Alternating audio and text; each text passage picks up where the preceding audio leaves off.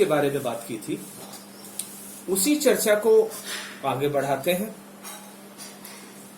जिसमें मैंने आपको बताया था कि दुर्खीम एक प्रत्यक्षवादी थे, पॉजिटिविज्म को मानने वाले थे, जो उन्होंने अगस्त कॉम्ट से लिया।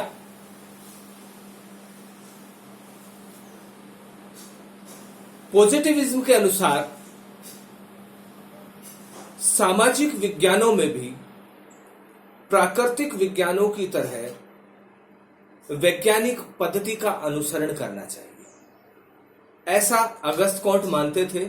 और उसी चीज को आगे बढ़ाते हुए दुर्खीम ने समाजशास्त्र में इस चीज का प्रयोग किया, और जो पुस्तक उन्होंने अपनी the rules of sociological method लिखी, उसमें इसकी विस्तृत चर्चा की कि किस तरीके से हम क्या पढ़ेंगे, सामाजिक तथ्य पढ़ेंगे, सामाजिक तथ्य के अवलोकन के क्या नियम होंगे, उसके ऑब्जर्वेशन के क्या रूल्स होंगे, वो सारी चीज। और उन्होंने कहा था कि जितने भी प्री कंसीव नोशन है हमारे, जिनके आधार पर हम सामाजिक घटनाओं का विश्लेषण, परीक्षण करते रहे हैं, उन सब को हटाना है और हमें पूर्णतः उस सामाजिक तथ्य को एक वस्तु की भांति समझना है, जहां वो कहते हैं कि social fact must be treated as a thing.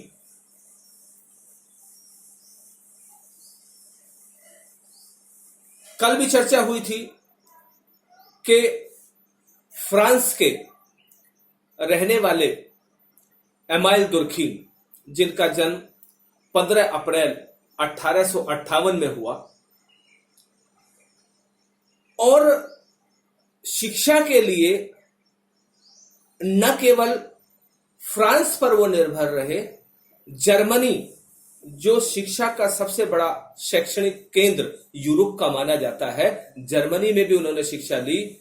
और जर्मनी से 1887 के बाद वो लौटे और बोर्डियक्स विश्वविद्यालय में उन्होंने अपनी सेवाएं दी, और वहां से दुर्खीम का जो काल है समाजशास्त्र में वो चालू होता है।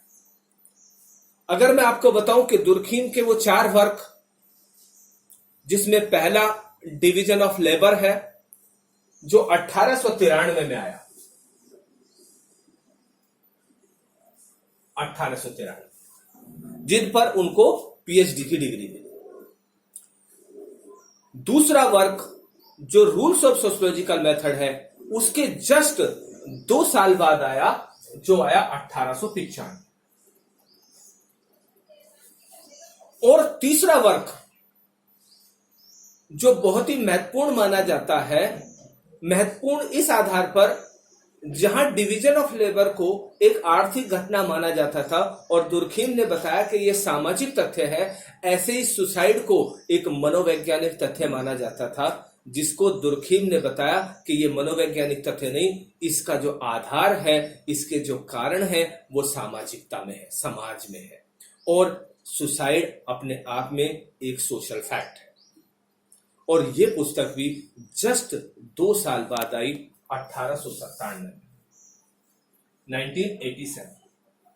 बहुत सारी प्रतियोगिता परीक्षा में इन पुस्तकों का काल पूछा जाता है, समय पूछा जाता है कि कब ये पब्लिश हुई। अगर हम एक पुस्तक को याद कर लेते हैं कि डिवीजन ऑफ लेबर, यानी कि श्रम विभाजन वाली पुस्तक 1893 में आई, उससे 2 साल बाद rules of sociological method I, और उसके 2 साल बाद सुसाइड करके पुस्तक आई। चौथी और महत्वपूर्ण पुस्तक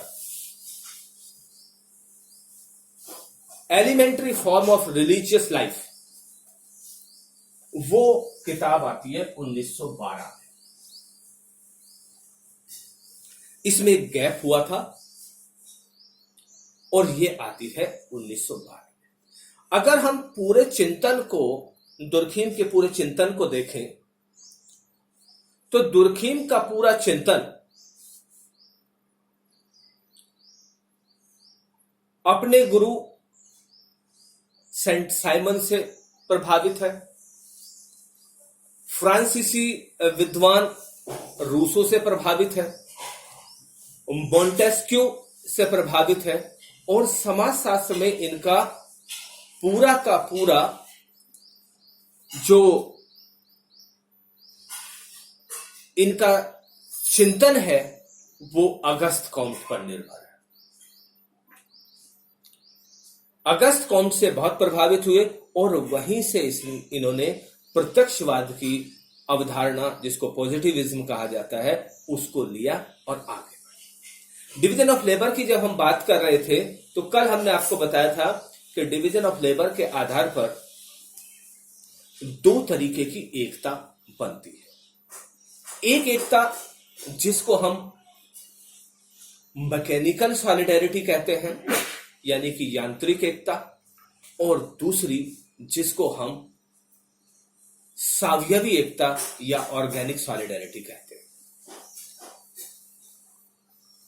जैसे जैसे श्रम विभाजन बढ़ता चला गया, डिवीजन ऑफ लेबर बढ़ता चला गया, वैसे वैसे समाज में परिवर्तन होने शुरू हो गए। बहुत सारी प्रतियोगिता परीक्षाओं में आपका ऑर्गेनिक सॉलिडेरिटी और मैकेनिकल सॉलिडेरिटी को विभेद कर कर बताया जाता है, पूछा जाता है। और बहुत सारी प्रतियोगिता परीक्षा में छोटे छोटे प्रश्न आते हैं जो मैकेनिकल सॉलिडेरिटी और ऑर्गेनिक सॉलिडेरिटी, इन चीजों को, मैकेनिकल सॉलिडेरिटी की जब हम बात करते हैं तो मैकेनिकल सॉलिडेरिटी सरल, आदिम या जो ट्राइबल सोसाइटी है, सिंपल सोसाइटी,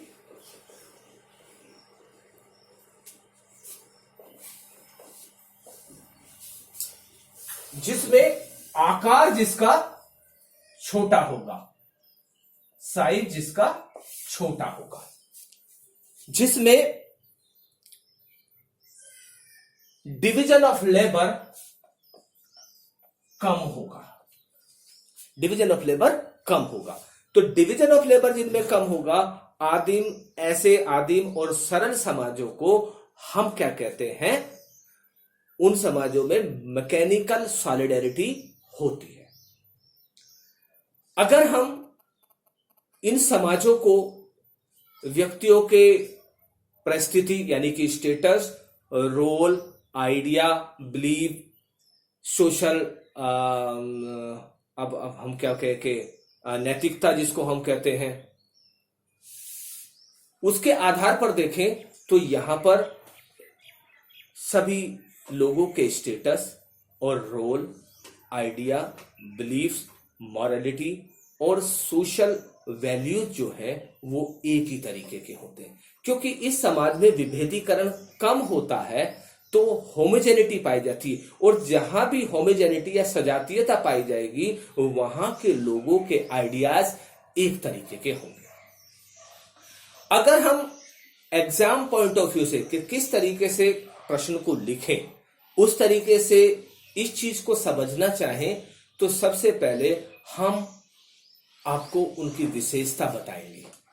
मैकेनिकल सॉलिडेरिटी या सरल समाजों में जो यांत्रिक एकता पाई जाती है उनकी क्या विशेषता है? सबसे पहली विशेषता है कि लैक ऑफ डिफरेंशिएशन, कम विभेदीकरण होता है, भेदभाव रहित समाज होते हैं। यहाँ पे होमोजेनिटी पाई जाती है, सजातीयता पाई जाती है। एक तरीके के व्यवसाय होते हैं, एक तरीके की सोच होती है, एक तरीके की नैतिकता होती है। क्योंकि नैतिकता के मूल जो आधार है वो परिवर्तित बहुत बार हमने देखा है कि अगर विभिन्न व्यवसाय होंगे तो उनके अपने विभिन्न इंटरेस्ट होंगे, हित होंगे, उस आधार पर भी नैतिकता बदलती रहती है। चूंकि इन समाजों में एक ही तरह के व्यवसाय हैं तो एक ही तरीके की नैतिकता और एक ही तरीके की सोच ये पैदा होगी। दूसरी चीज है, दूसरी विशेषता जो है कि व्यक्ति का स्थान सेकेंडरी होता है, द्वितीयक होता है। व्यक्ति प्रथम नहीं है, समाज प्रथम है। कलेक्टिविटी जो है वो प्रथम है। जहां कलेक्टिविटी की बात होगी और वहां इंडिविजुअल की बात को रोक दिया जाएगा। इंडिविजुअल यहां पर महत्वपूर्ण नहीं होता है। तीसरी विशेषता है डोमिनेंस ऑफ कलेक्टिव कॉन्शियसनेस, यानी कि सामूहिक चेतना का प्रभुत्व, सामूहिक चेतना का प्रभुत्व, डोमिनेंसी रहती है सामूहिक चेतना की। अब यहां पर दो चीज समझना है कि दुर्खीम ने दो कंसेप्ट दिए। एक है सामूहिक चेतना और दूसरा कंसेप्ट है सामूहिक प्रतिनिधान। इन दोनों कंसेप्ट को यहां पे समझना बहुत जरूरी है। जहां सामूहिक चेतना एक समाज में रहने वाले विभिन्न नागरिकों के सोचने समझने का तरीका है, उनकी मन स्थिति को समझने का तरीका है, वो मन में क्या सोचते हैं, वो सब चीज होती है सामूहिक चेतना। लेकिन जब हम सामूहिक प्रतिनिधान की बात करते हैं तब ये देखते हैं कि जो आधार है सामूहिक प्रतिनिधान का, वो सामूहिक चेतना ही उसका पहला स्रोत है। अब इनको हम तीन स्टेप पे समझेंगे। पहला तो स्रोत है। दूसरी चीज, जब एक विचार एक व्यक्ति विशेष का आता है तब उसको हम समझते हैं, कंसीडर करते हैं और एक तीसरी स्टेज में ले जाते हैं जहां पर इंस्टीट्यूशन फॉर्म होते हैं या लोग जो है बैठे रहते हैं, ऑर्गेनाइजेशन होता है। उस व्यक्ति की सोच को उस तरीके से देखा जाता है, क्या समूह के कल्याण में इसकी भागीदारी होगी। यानी कि वो जो सामूहिक चेतना थी, जब उसको समूह की स्वीकृति मिलती है वो सामूहिक प्रतिनिधान बन जाता है। और वो विशेषता क्या है, वो सावयवी एकता की विशेषता है। और ये जो है सामूहिक चेतना की जो विशेषता है वो आपका यांत्रिक एकता या मैकेनिकल सॉलिडेरिटी की है। चौथी और महत्वपूर्ण विशेषता है दमनकारी कानून, यानी कि रिप्रेसिव लॉ। जितने भी आदिम समाज या ट्राइबल समाज हमने देखे, उन सब में एक विशेषता हमने देखी कि वहां पर दमनकारी कानून पाए गए, स्ट्रिक्ट कानून थे। ठीक है, तो ये एक विशेषता है जो है रिप्रेसिव लॉ। नेक्स्ट है स्ट्रॉन्ग मॉरल वैल्यू, मजबूत नैतिक नियम। हमने आपको बताया था कि जिस तरीके से समाज में कम डिवीजन ऑफ लेबर होगा तो व्यवसाय भी कम होंगे, व्यवसाय कम होंगे तो हित कम होंगे, हित कम होंगे तो वैल्यू एक जैसे होंगे, क्योंकि वैल्यूज भी बहुत हद तक हमारे हित से जुड़े हुए रहते हैं। तो नैतिक मूल्य बहुत मजबूत होते हैं। उन नैतिक मूल्यों का पालन हमें करना पड़ता है। तीन चीज और है जिसमें इकोनॉमिक स्ट्रक्चर, पॉलिटिकल स्ट्रक्चर और रिलीजियस स्ट्रक्चर, इस बेस पर भी हम जो है इनको समझा सकते हैं। लेस डिवीजन ऑफ लेबर होगा, कम डिवीजन ऑफ लेबर होगा तो आर्थिक रूप से वो समाज एक सरल समाज की श्रेणी में आ जाएगा। आर्थिक गतिविधियां धीमी होंगी, बहुत ही सामान्य स्तर पर होंगी। यदि हम बात करें पॉलिटिकल सिस्टम की, तो सारी की सारी पावर ट्रांसफर हेरिडेटरी बेस होगी, यानी कि जो शक्ति का हस्तांतरण होगा वो वंशानुगत होगा, एक वंश से दूसरे वंश में जाने के लिए। और रिलीजियस की अगर हम बात करें, चूंकि मोरल वैल्यू स्ट्रांग है, तो हमारे यहां इसमें मैकेनिकल सॉलिडेरिटी में रिलीजियस वैल्यू स्ट्रांग होंगे, मजबूत होंगे। ये विशेषताएं जो है वो है हमारी मैकेनिकल सॉलिडेरिटी, यानी कि यांत्रिक एकता। अब दूसरी तरफ हम चलते हैं, जो दूसरा पक्ष है जिसको हम ऑर्गेनिक सॉलिडेरिटी कहते हैं। अब ये ऑर्गेनिक सॉलिडेरिटी में सबसे पहले हम समझेंगे कि ये ऑर्गेनिक वर्ड क्या है। ये जैसे जैसे मानव का शरीर है उसी तरीके से सावयव का मतलब लिया गया है। जैसे मानव का शरीर है, उसके विभिन्न अंग हैं, विभिन्न अंग एक दूसरे पर निर्भर है, इंटरडिपेंडेंसी है। क्योंकि अगर हार्ट ब्लड का सर्कुलेशन नहीं करेगा तो शरीर नहीं चलेगा। हार्ट ब्लड का सर्कुलेशन जब तक नहीं कर पाएगा जब तक उसको लंग्स यानी कि फेफड़े पूरी ऑक्सीजन नहीं देंगे। तो इस तरीके से जब समाज एक दूसरे पर निर्भर होकर चलता है तब वहां पर सावयवी एकता पाई जाती है। तो सावयवी एकता की सबसे पहली चीज है कि डिवीजन ऑफ लेबर बढ़ जाएगा।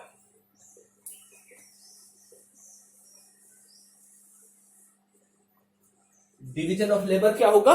बढ़ जाएगा। जब ज्यादा डिवीजन ऑफ लेबर होगा तो ज्यादा व्यवसाय होंगे, ज्यादा व्यवसाय होंगे तो हमारी इंटरडिपेंडेंसी, एक दूसरे व्यक्ति पर निर्भरता बढ़ जाएगी और वो निर्भरता एक अलग तरीके की एकता को जन्म देगी और उस एकता या उस सॉलिडेरिटी को हम कहेंगे ऑर्गेनिक सॉलिडेरिटी। अगर इसकी विशेषताओं की बात करें तो एक तरीका है कि आप एक की याद कर लें, उनके दूसरे को अपोजिट कर दें।